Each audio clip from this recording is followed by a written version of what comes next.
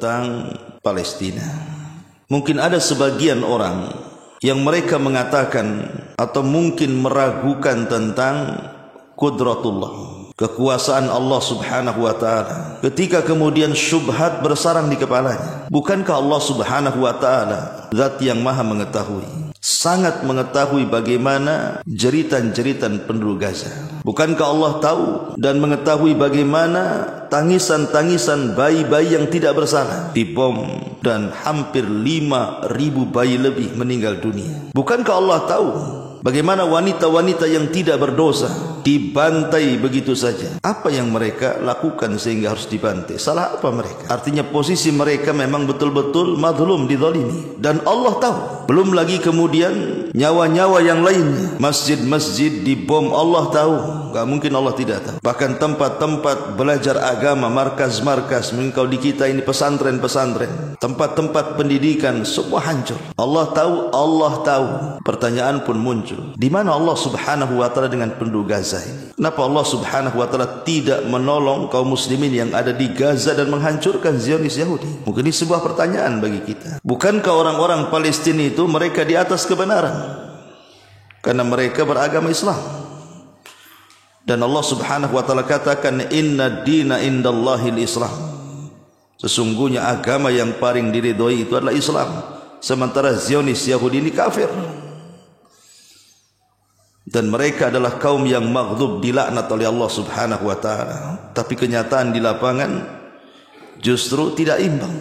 Setiap hari korban dari kaum muslimin bertambah, dan per hari ini saja sudah 13.000 lebih orang mati karena diserang dan dibombardir oleh Zionis Israel yang tidak punya aturan perang itu. Maka kita akan jawab, ma'asyiral muslimin yang dimuliakan Allah subhanahu wa ta'ala, kita tahu bahwa di antara rukun takdir yang diajarkan para ulama kepada kita itu 4. Pertama, kita harus yakin bahwa segala sesuatu yang terjadi di alam semesta ini tidak luput dari pengetahuan Allah azza wa jalla, karena ilmu Allah itu meliputi semuanya. Yang kedua, pengetahuan Allah subhanahu wa ta'ala tentang kejadian yang akan berlaku sudah dicatat di Lauhil Mahfuz, dan semuanya tidak lepas daripada masyiatullahi azza wa jalla, kehendak Allah subhanahu wa ta'ala. Apabila Allah subhanahu wa ta'ala menciptakan sesuatu, mengadakan sebuah peristiwa, maka tidak lepas daripada pengetahuan Allah, tidak lepas daripada catatan Allah, tidak lepas daripada kehendak Allah subhanahu wa ta'ala. Itulah rukun takdir. Artinya kita harus percaya dengan takdir. Boleh jadi apa yang terjadi kepada saudara-saudara kita di sana memang sudah Allah takdirkan seperti itu. Dan ingat, Allah jauh lebih sayang dibandingkan kita kepada mereka. Kita sayang dengan saudara-saudara kita di Palestina, dan kita ingin membantu mereka. Kalau bisa kita terjun langsung berjihad bersama mereka. Tapi apalah daya kita, kadang keimanan kita saja belum sekuat keimanan mereka. Belum tentu kalau kita yang di sana kita bisa berperang. Bisa saja kemudian kita menangis ingin melindungi diri, karena keimanan mereka memang Allah subhanahu wa ta'ala sudah tempa sedemikian kuat sehingga mereka bisa menjadi para pahlawan perang. Tapi kita sayang kepada mereka, apalagi melihat anak-anak yang dibantai, wanita-wanita dibantai, orang-orang tua dibantai, dan begitu seterusnya. Mereka tidak punya dosa. Tapi ingat bahwa Allah subhanahu wa ta'ala lebih sayang dengan mereka dibandingkan kita yang ada di sini kepada mereka.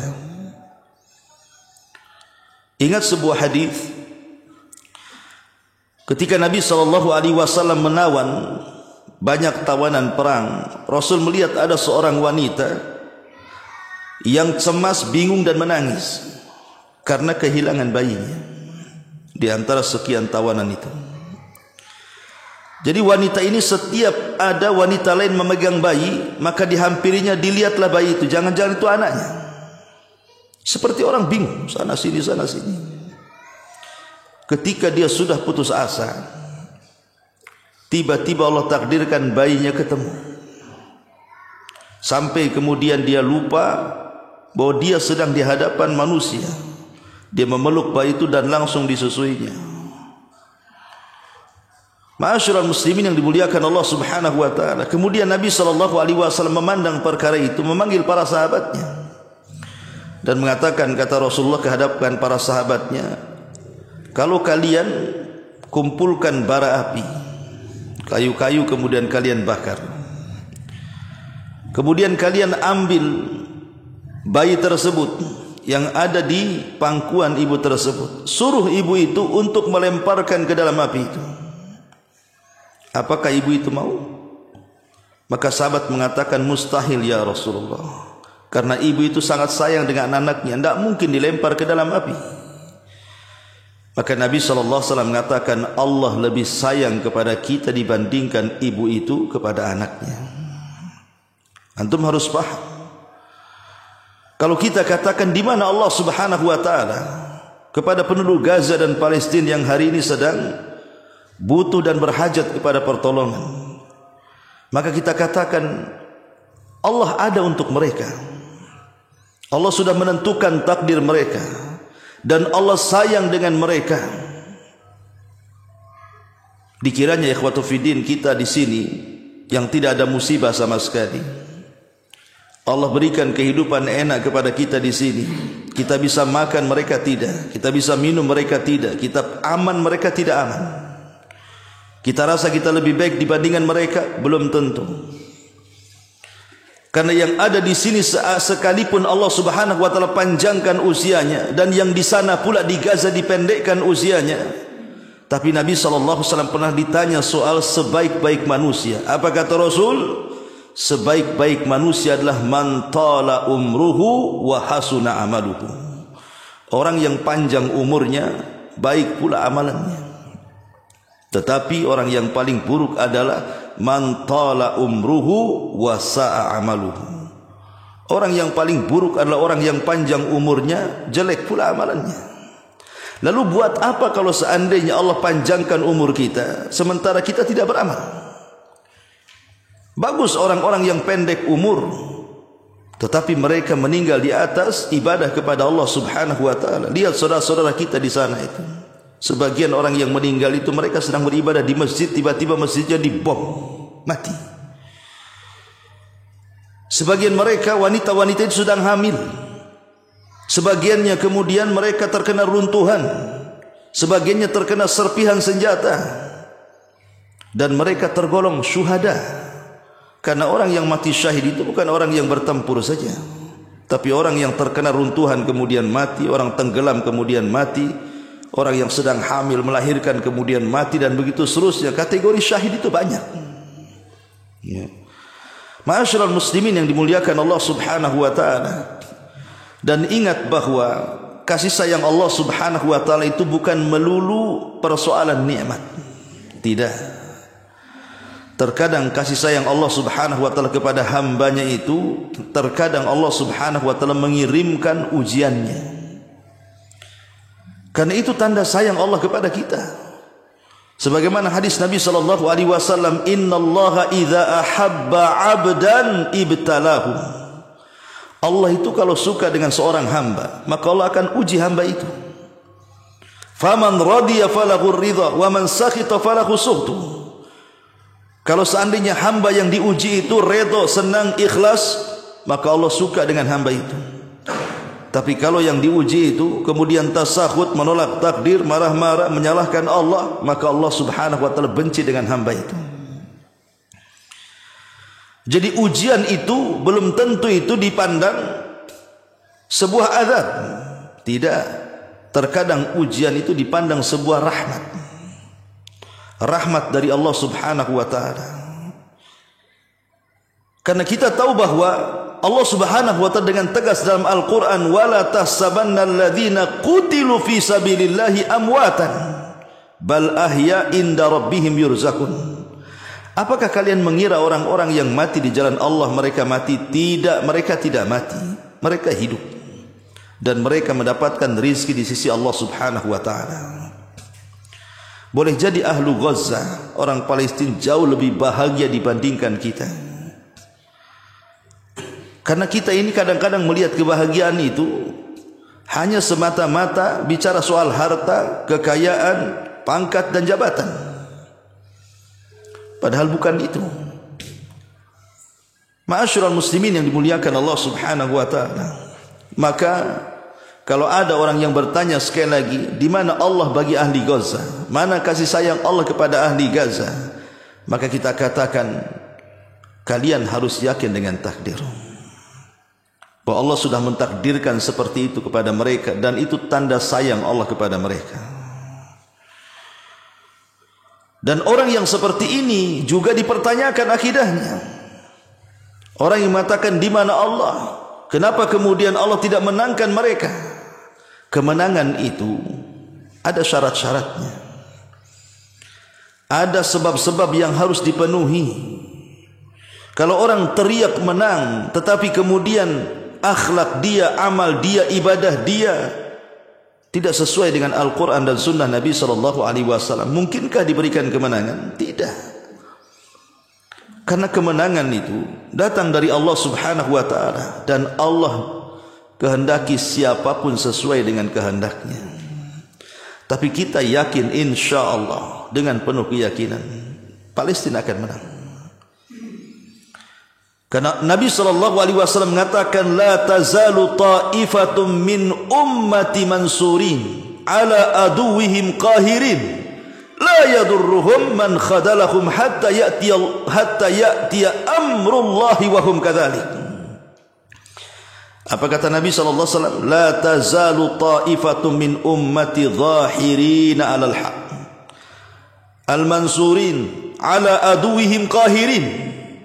Akan senantiasa muncul kelompok-kelompok yang akan ditolong Allah. Mereka akan dimenangkan, dan terhadap musuh-musuhnya mereka mampu mengalahkan, dan mereka tidak akan memadaratkan apapun sampai datang perkara Allah kepada mereka. Para sahabat bertanya, siapakah mereka wahai Rasul? Maka Nabi SAW mengatakan, mereka adalah orang-orang yang ada di Masjidil Aqsa dan di sekitar Masjidil Aqsa, kata Nabi. Tapi kapan kemenangan itu datang kepada saudara-saudara kita di Palestina? Wallahu a'lam. Tapi kita yakin pasti Palestina menang. Ma'asyiral muslimin yang dimuliakan Allah Subhanahu wa taala, walaupun ada sebagian orang yang memprediksi bahwa Palestina akan menang di tahun 2027.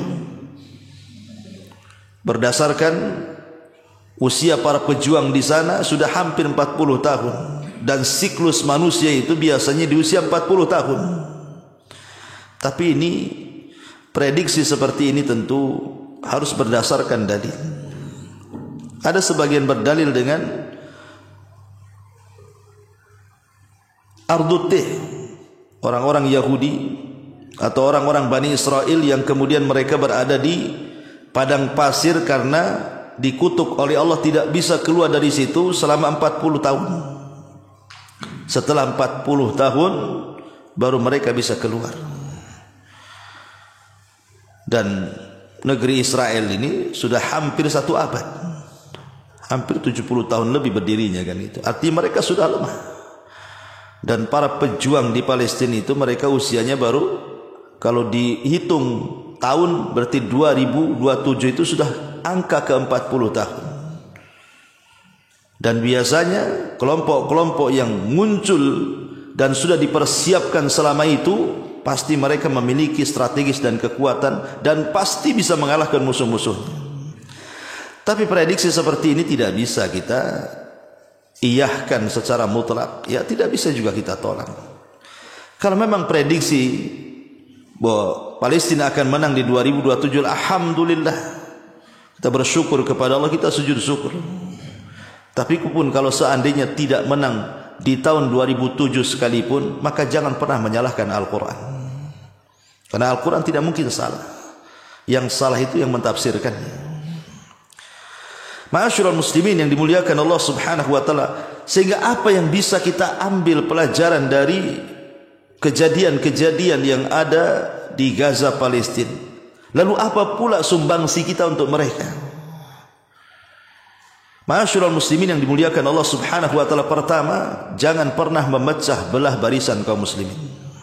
Jangan pernah memecah belah barisan kaum muslimin. Karena kalau seandainya kaum muslimin sudah pecah, itu tanda kelemahan. Ingat bahwa perpecahan itu sebab kelemahan. Saudara-saudara kita di sana itu sedang dibantai. Saudara-saudara kita sedang berhajat dengan doa-doa dan pertolongan dan bantuan kita. Ada pula di kalangan kaum muslimin, kemudian mereka berusaha untuk melemahkan perjuangan saudara kita yang ada di sana. Dengan alasan, itu kan perjuangan Hamas, itu perjuangan Fatah, itu perjuangan ini, itu dan lain sebagainya. Okelah, seandainya Hamas itu ada kesalahan, mungkin dari segi akidah atau ibadah, nanti akan ada hisabnya di hadapan Allah.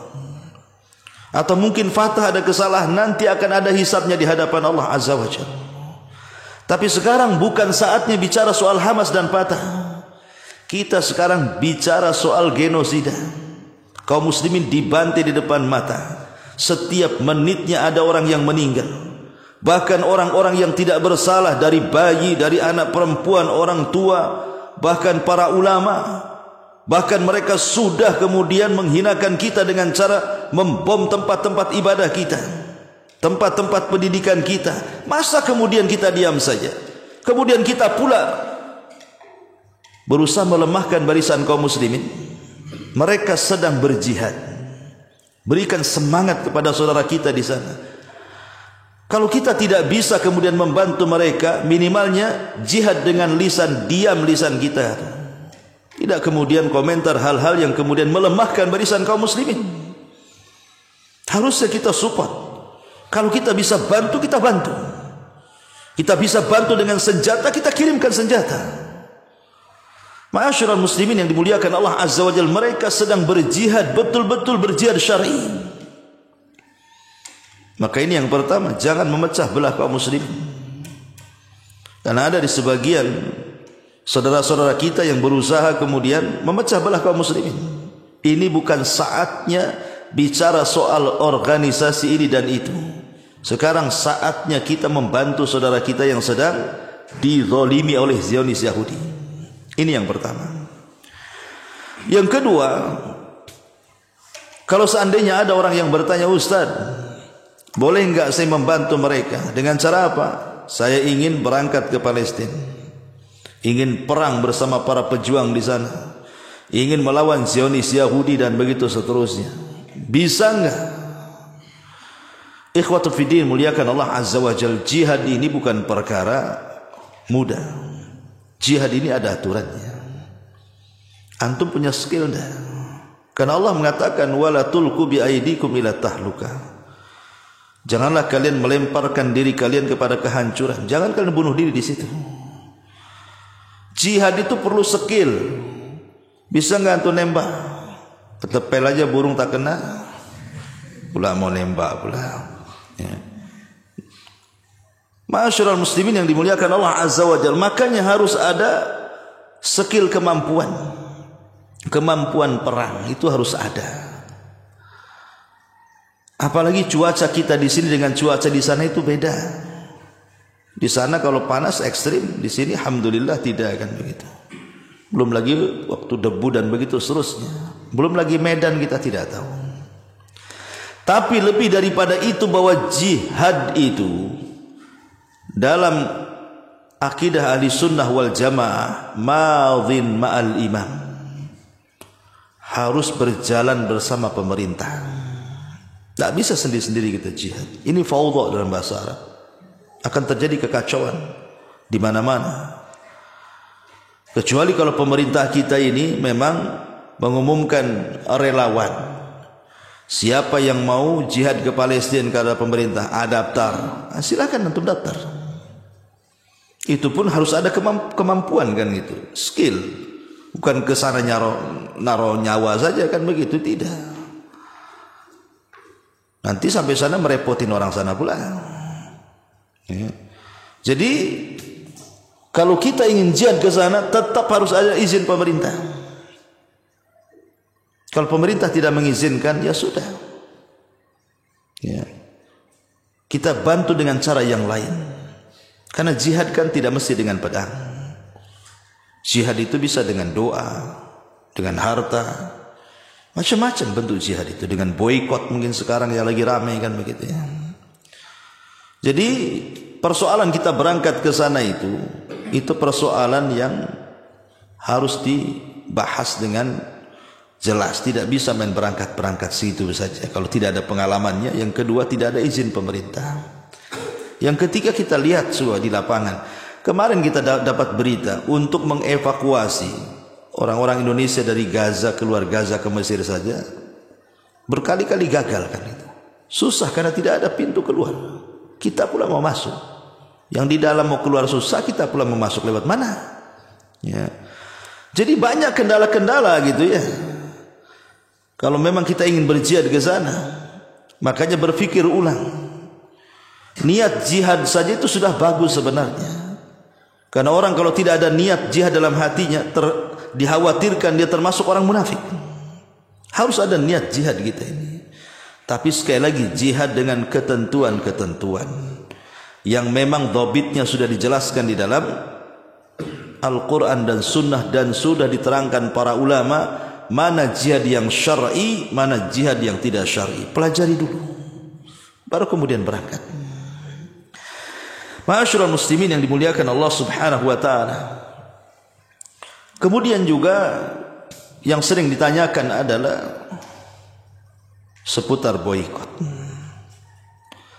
Karena sekarang kan lagi ramai nih, ya, memboikot produk-produk Zionis, produk-produk Yahudi atau produk-produk orang-orang kafir yang menyokong Zionis Yahudi untuk membantai kaum muslimin. Alhamdulillah, kita bersyukur. Pemerintah kita agak tegas. Bahkan MUI juga mengeluarkan fatwa kan tentang fatwa boikot. Kalau sudah diserukan ya sudah. Cuman masalahnya produk apa yang harus diboikot kan harus jelas juga kan begitu. Karena hukum asal bermuamalah dengan orang kafir itu tidak ada masalah. Nabi SAW juga bermuamalah dengan orang Yahudi. Dia pernah menggadaikan baju besinya dengan satu karung gandum. Artinya Rasul bermuamalah dengan Yahudi, jual beli. Tidak ada masalah kan. Tapi masalahnya ketika kemudian orang-orang kafir itu benar-benar memerangi kaum muslimin, membantai kaum muslimin, dan kita tidak bisa membalasnya kecuali dengan menekan seperti itu, ya kita lakukan sajalah. Begini Ustaz, produk-produk orang itu murah-murah pula gitu. Mau diganti pula yang lain mahal. Ma'asyiral muslimin yang dimuliakan Allah Azza wa Jalla, tiadakan kalimat itu. Masa gara-gara kemudian lebih murah dan produk lain kemudian lebih mahal, antum tidak melihat sisi yang jauh yang ada di Gaza yang sedang dibantai? Kan begitu ya kan, logikanya kan. Lihat saudara-saudara kita dibantai. Kita pula bicara soal mulah mahal di sini. Kalau memang bisa memboikot, boikot. Dan memboikot hukumnya wajib untuk ya sekarang ini. Tapi kan harus jelas dirinci. Ya kan, produk-produk mana kan begitu kan. Kadang-kadang kita teriak-teriak boikot, yang diboikot tak tahu pula mana satu. Rupanya yang diboikot ada pula di rumah kita tuh. Jadi ma'asyiral muslimin yang dimuliakan Allah Azza wa Jalla, kita sangat setuju kita boikot tuh produk-produk orang-orang kafir yang jelas-jelas memerangi Islam. Tetapi sekali lagi bahwa ini kembali kepada kebijakan pemerintah. Ya kan? Karena bagaimanapun pemerintah ini kan kita tidak tahu maslahat mereka. Mereka punya hubungan dengan negara-negara yang kita anggap juga ada hubung kait dengan negara Zionis kan. Entah hubungan ekonomi, bilateral atau apalah namanya, kita tidak paham kan itu ya. Tapi kalau pribadi-pribadi kita memboikot, lakukan saja. Maksudnya untuk pribadi-pribadi kita ya kan. Dan kita serukan juga kepada saudara-saudara kita. Kalau itu memang berpengaruh bagi mereka, Ma'asyiral muslimin yang dimuliakan Allah Subhanahu wa taala. Kemudian juga bantuan.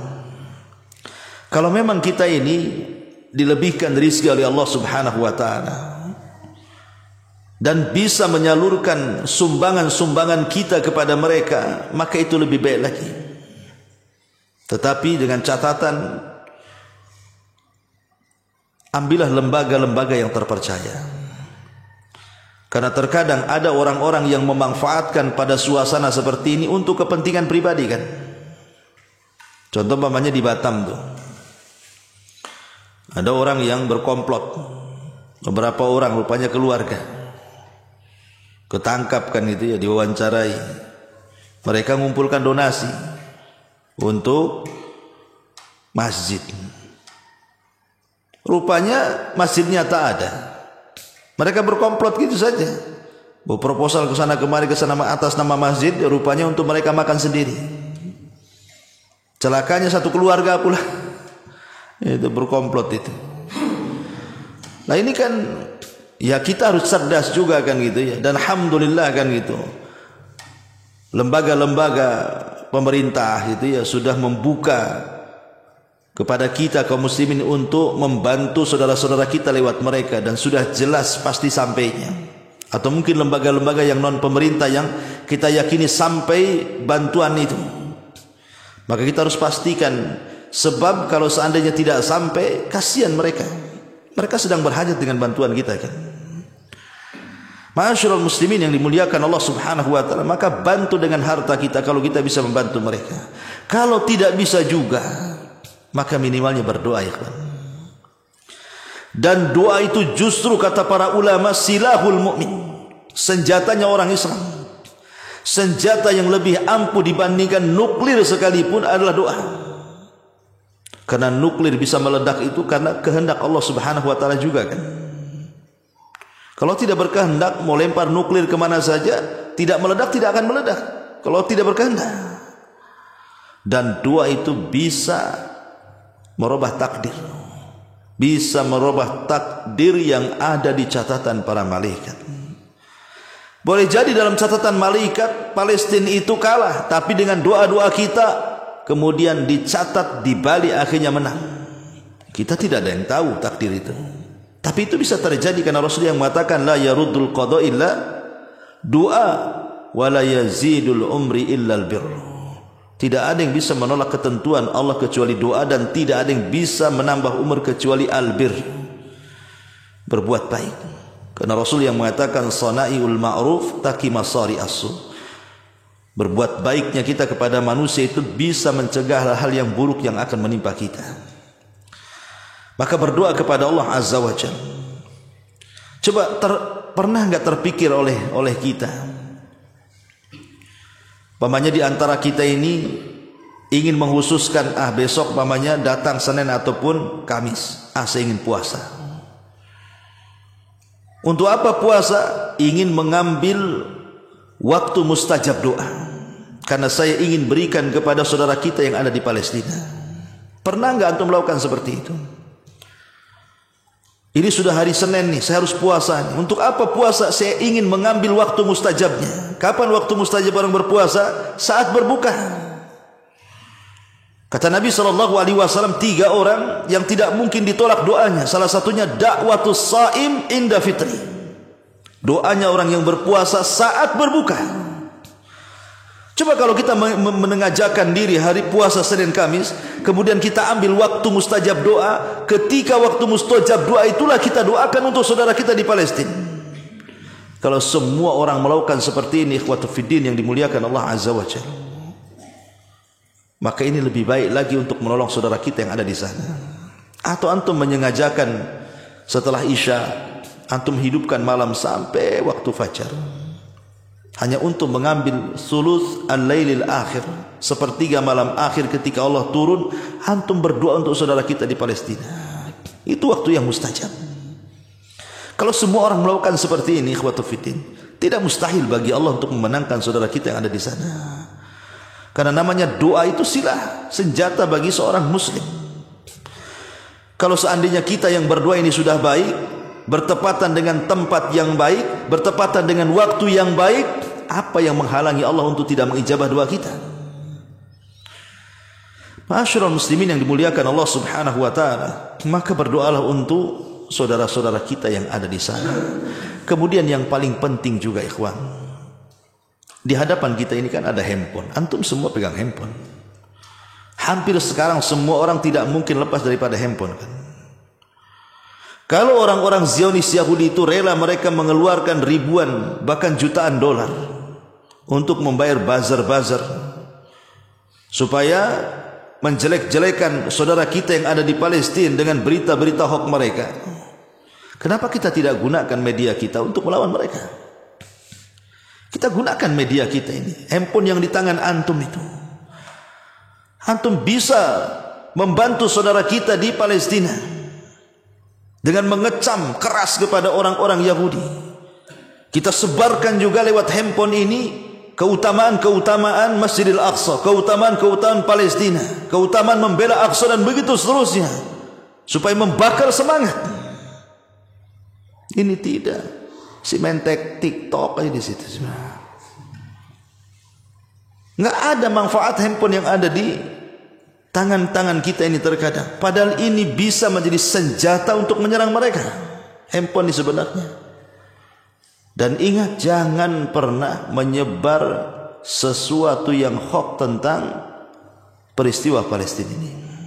Kalau hendak menyebar sebuah berita, copy paste, mengeser dan begitu terus, pastikan berita itu jelas. Jangan asal share saja. Karena ini berkaitan dengan darah kaum muslimin yang ada di Palestina. Ma'asyiral muslimin yang dimuliakan Allah Azza wa Jalla. Dan kalaupun ikhwatu fiddin yang dimuliakan Allah Azza wa Jalla, kalaupun seandainya orang-orang yang ada di Palestina tidak mendapatkan kemenangan dalam waktu dekat, ya, maka kita yakin mereka pasti akan dapat kemenangan. Tidak bulan ini, bulan depan. Tidak bulan depan, tahun depan. Tapi pasti kemenangan itu akan datang. Yakin. Karena Allah Subhanahu wa taala tidak mungkin membiarkan kezaliman orang zalim. Wala tahsabannallaha ghafilan amma ya'malu zalimun. Allah tidak mungkin lalai dari kezaliman orang-orang yang zalim itu. Tidak mungkin lalai. Kadang-terkadang kemenangan itu ada di akhir, bukan di awal. Dan itu yang dirasakan Nabi sallallahu alaihi wasallam kan. Ketika Nabi sallallahu alaihi wasallam hendak umrah pertama kali, akhirnya kemudian berujung dengan perjanjian Hudaybiyah. Perjanjian Hudaybiyah itu bulir-bulir kesepakatan Rasul dengan kaum musyrikin itu hampir 99% merugikan kaum muslimin, dan itu kezaliman. Sampai Umar bin Khattab ngomong sama Abu Bakar, "Wahai Abu Bakar, bukankah kita di atas kebenaran? Orang-orang musyrik itu di atas kekafiran. Untuk apa kita merendahkan kepada mereka?" Tetapi Abu Bakar memastikan, ingat bahwa keputusan Rasul itu wahyu. Pasti ada hikmah di balik itu. Dan subhanallah, rupanya perjanjian yang zahirnya itu merugikan kaum muslimin, itu pula membuka celah Islam tersebar di mana-mana. Selama terikat dengan perjanjian Hudaybiyah itu untuk tidak saling menyerang, untuk tidak saling berperang, dan segudang kezaliman perjanjian yang tertera dalam bulir-bulir kesepakatan Hudaybiyah itu, rupanya wa asa an takrahu syai'an wa huwa khairul lakum. Kau anggap benci, rupanya itu kebaikan di sisi Allah. Islam menyebar. Akhirnya kekuatan kaum muslimin semakin bertambah dan semakin banyak, dan berujung menyerang Mekah yang disebut dengan Fathu Mekah. Boleh jadi di tengah-tengah kelemahan secara kasat mata kepada saudara-saudara kita di Palestina yang hari-hari dibombardir, tidak siang tidak malam, mereka menyerang secara instan, menyerang tidak berhenti gitu ya. Boleh jadi di balik itu Allah sudah mempersiapkan para generasi-generasi terbaik. Kita tidak tahu. Ya. Ma'asyiral muslimin, karena kemenangan itu kan di tangan Allah. Kita lihat hari ini kan, hampir Palestina ini berperang sendirian, ikhwan. Tidak ada negara-negara Islam yang memasok senjata. Lain dengan Zionis, sudah kuat dipasok pula sama Amerika, dipasok pula sama Inggris. Bukan hanya persenjataan, pasukan-pasukannya dikirim.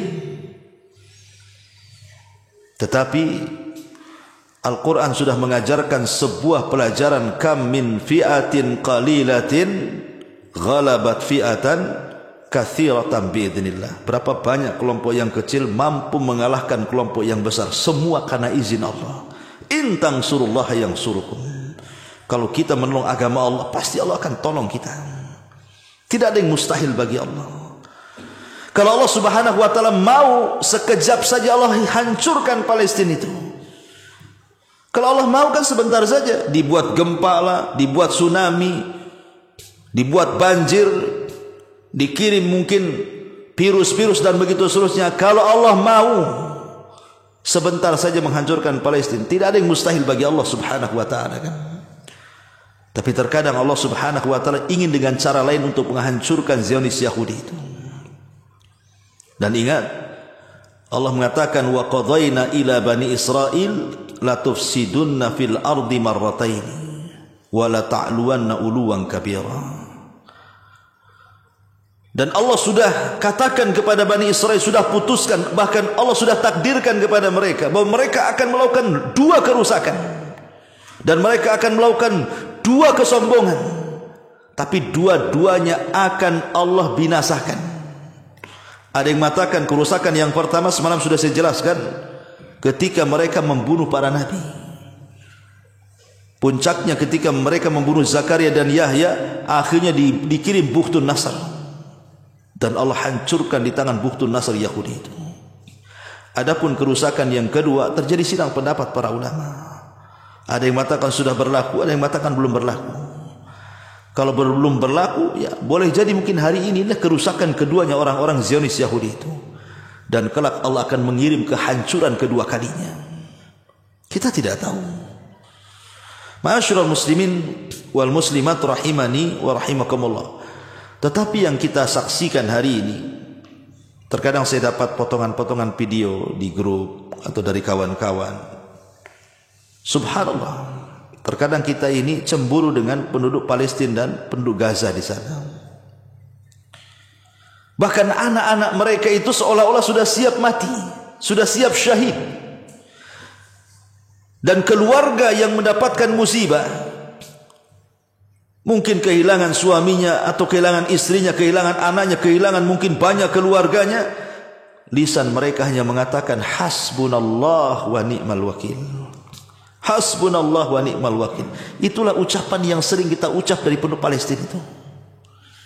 Mereka sedang mengajarkan kita tentang hakikat tauhid yang antum pelajari berjilid-jilid. Antum undang ustaz gesak kemari menjelaskan kitab tauhid ini, kitab tauhid itu. Dan kita dapat pelajaran orang yang bertauhid yang sesungguhnya itu. Mereka hanya meminta pertolongan kepada Allah, hasbunallah wa ni'mal wakil. Cukuplah Allah pelindung. Dan itu tauhid namanya. Betul-betul tauhid. Mereka mengajarkan tauhid kepada kita, yang hari-hari kita belajar tauhid ini. Tapi belum tentu kita bisa mampu tawakal seperti tawakalnya mereka kan. Jelas-jelas mereka itu roboh rumahnya, mati keluarganya, susah makan, susah minum, tapi mereka bisa mengatakan hasbunallah wa ni'mal wakil. Kita gara-gara jual es nggak laku saja, tak ada ngomong hasbunallah wa ni'mal wakil. Yang ada ngeluh, nggak yakin dengan rizki Allah. Baru diuji jualannya kecil saja itu, kena hujan, nggak ada yang beli satu hari. Wah, sudah goyang gitu. Ya. Mana tawakal kita kepada Allah? Maka di sini ada pelajaran, mereka sedang mengajarkan kepada kita tawakal. Coba hidup dibayang-bayangi dengan kematian, karena sewaktu-waktu bisa dibom. Hidup dibayang-bayangi dengan kelaparan, karena sewaktu-waktu tidak ada makanan dan minuman. Hidup dibayang-bayangi dengan sakit, orang-orang yang terluka. Bayangkan sampai ada orang yang dioperasi tidak pakai obat bius, sakitnya seperti apa tuh? Yang kita tidak bisa bayangkan tuh. Tapi sebagian mereka saya lihat ada yang sedang membaca Al-Quran. Mereka baca Al-Quran, walaupun mereka sesakit-sakitnya pun mereka, sebagian mereka ada yang membaca Quran. Dan mereka terus mengatakan hasbunallah wa ni'mal wakil. Dan anak-anak mereka memang sudah seolah ditempa oleh orang tuanya menjadi anak-anak yang tidak cengeng. Tetap saja mereka bermain di tengah-tengah gempuran orang-orang Zionis Yahudi itu. Kalau anak-anak kita mungkin sudah stres mungkin. Karena bapaknya stres, apalagi anaknya. Ya. Nah, inilah pelajaran besar gitu ya, bahwa belum tentu kondisi mereka yang terpuruk seperti itu lebih buruk dibandingkan kita, bahkan sebaliknya. Bisa saja mereka di atas kebaikan, kita pula di atas keburukan yang ada di sini. Ma'asyiral muslimin yang dimuliakan Allah Azza wa Jalla, inilah pelajaran yang bisa kita petik dari perang yang ada di Palestina, dan tetap kita mendahulukan doa supaya saudara-saudara kita yang ada di sana diberikan kemenangan oleh Allah Subhanahu wa taala, dan Allah hancurkan Zionis Yahudi yang memang dari dulu mereka pembuat kerusakan.